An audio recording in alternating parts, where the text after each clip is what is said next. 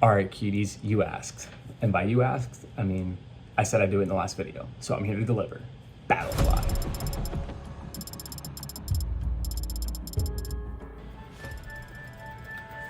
You gotta understand this project, because it's honestly the project I'm most bullish on besides MOBLAND.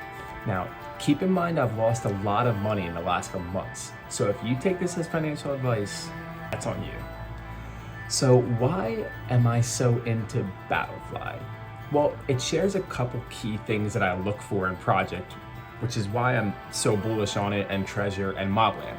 I really like these ecosystems that have a forward-looking, building the fundamentals out one by one kind of process. And they're not just looking for a quick cash grab. The first sign of that is that their main NFTs, the cocoons, which have just turned into BattleFlies if you stake them, they were free mints. All you had to do to get the BattleFly was have 5 magic in your wallet in Arbitrum, which is great because it's already on L2. So the gas fees won't be an issue. So they gave out free mints, and I was able to get one through the Center Pass. So I was whitelisted with a couple other projects like Neo Tokyo, My Pet Hooligan, Kaiju Kings, many projects. There was 30,000 of the BattleFlies. They all got minted for free, which I think is great because there's a wide distribution, which is really important. And because they were free, you don't have a ton of people who are just trying to flip it immediately, which I think is pretty healthy and reduces pump and dumps. It's more likely that it has an active community because, I mean, it started with partnering with active community NFT projects. So there's a lot of NFT earning potential in this game. Like I said, you had to stake 5 magic, or you'll have to stake 5 magic at least to participate. But when the game rolls out, which I'm going to get into more details, it's going to be an auto battler. But yeah, so you'll stake the magic, you'll enter into an arena with other BattleFlies that staked that amount of magic as well. And you'll compete. And if you win, you get 1% of the magic staked by the loser. So there will be about 10 of these battles that happen per day, and you don't even have to do anything. The winners and losers will be determined based on various stats that the BattleFly has. You know, each BattleFly is going to have different armor, shields, different mods, different amounts of attack damage. There's a very rock, paper, scissors type dynamic going on. And I think it's really good that you're incentivized to pay attention to the meta and know about what's going on. Slowly over time, a player who doesn't know what's going on is slowly just going to lose magic. So that's not really a sustainable way of existing within the ecosystem. So it allows for passive play while actually majorly encouraging you to understand what's going on, which is great. Before the actual battling takes place, there will be a couple weeks where the BattleFlies roam around the garden and find mods, receive airdrops. And then the player can choose which mods to equip or not. Do you want a fast firing weapon that's really good against shields but weak against armor? Do you want a tanky build that will be able to resist, a variety of types of attacks? It's completely up to you. So there is strategy involved in what mods you keep or not. So winning or losing, while the battle takes place on its own, there's a lot of strategy that goes into the beginning of this process.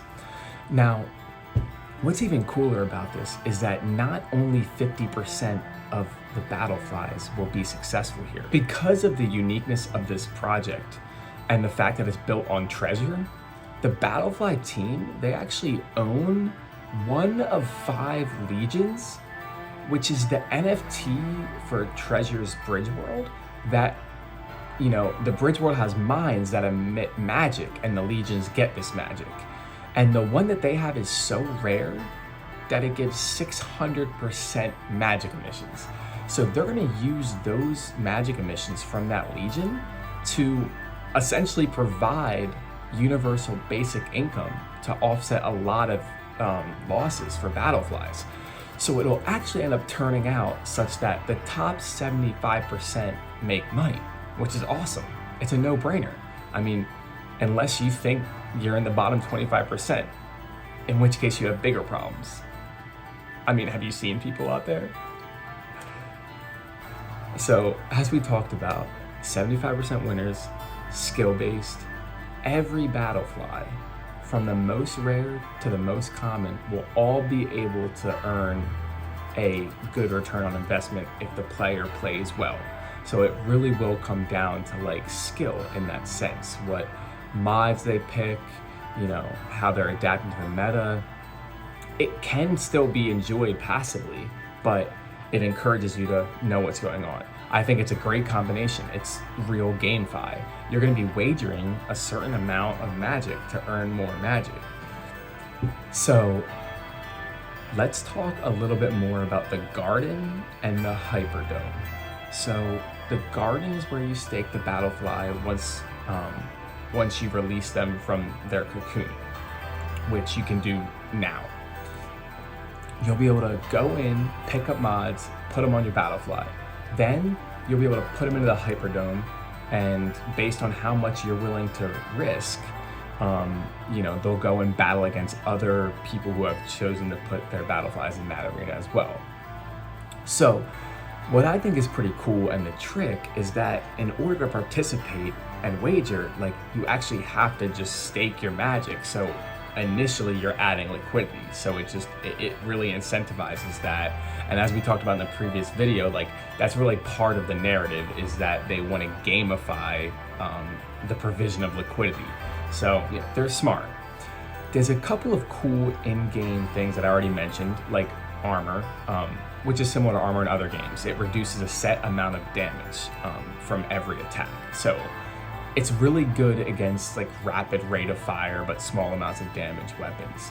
Your shield is your classic, like, it sits over your health and you have to take down shield before you can take down health, and shield can regen. There's also evasion tactics. So, I mean, certain BattleFlies like will be very highly evasive, and maybe that's what you want to go for, just avoiding attacks altogether. I mean, it's a riskier side of gameplay potentially, but I mean, it can absolutely work. And we'll see a meta develop. So let's talk about some of the aspects of the BattleFly itself and how it interacts with other NFTs and assets within the game, like how the GameFi works beyond who wins and loses. So all the BattleFlies will have a battery life, which isn't health, it's separate. Health determines, you know, which BattleFly will win in a battle, but battery life is like outside of any particular match. Now, basically, there are certain things that will take away your battery life, like high frequency battling. You'll lose battery life each time. Cloning. Someone will have to let me know what they think of that one right there. I'm not really sure. Leave a comment. But battery life can be regained by using nectar, which you can get from losing battles or, you know, discarding mods. And this is another NFT in the whole program. So you'll be able to buy it as well. You'll be able to get it by staking magic. So the thing is, the more you battle though and need to recharge with nectar, the more it's going to cost in nectar to do that. So nectar consumption will go up exponentially over time.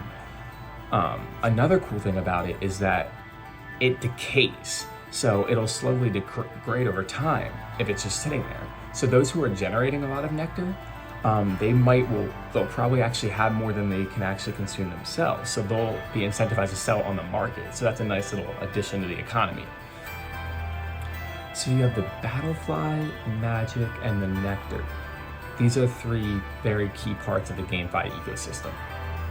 Now, another really cool thing is, if you're risky enough to go into a battle with low battery life and you lose, that BattleFly is just terminated and like ascends to Valhalla permanently. It's amazing. And I love it because it's a natural deflationary pressure on the BattleFlies. And I mean, it makes it much more intriguing lore-wise. which, speaking of, like, I haven't even gotten to it. I've been explaining the mechanics, but one of the best things about this game is how deep and coherent their lore structure is. I mean, the underlying story is that humans in the future, we make a bunch of BattleFly drones to go do warfare against each other. And then, of course, humans go extinct. And all these BattleFlies are still getting created by these factories, these silos. And then all of a sudden, these different AI factions end up taking over to fill the power vacuum that humans left. And they start using BattleFlies as like their proxies. So in later seasons, there will be big guild wars between different AI factions, which that's pretty cool. And there's like 10 of them to start. They'll be able to be forked and combined into different numbers, but they will all fall in between two sides, either chaos or control. So I would say this is really strong lore. There's a lot that you can do with this. And as I talked about in the treasure video, I think it's really important to, have these compelling narratives that people want to get involved in and see play out. I mean, if you just look at the art as you've been seeing, like, it's very well done. It's coherent, it has a unique theme, so that's pretty cool. Nobody expected that the uniquely human desire to control other living beings would prove the last domain of their organic intelligence. In their quest to seize dominance over the last of Earth's remaining resources, humans combined AI, DNA, and military technology to create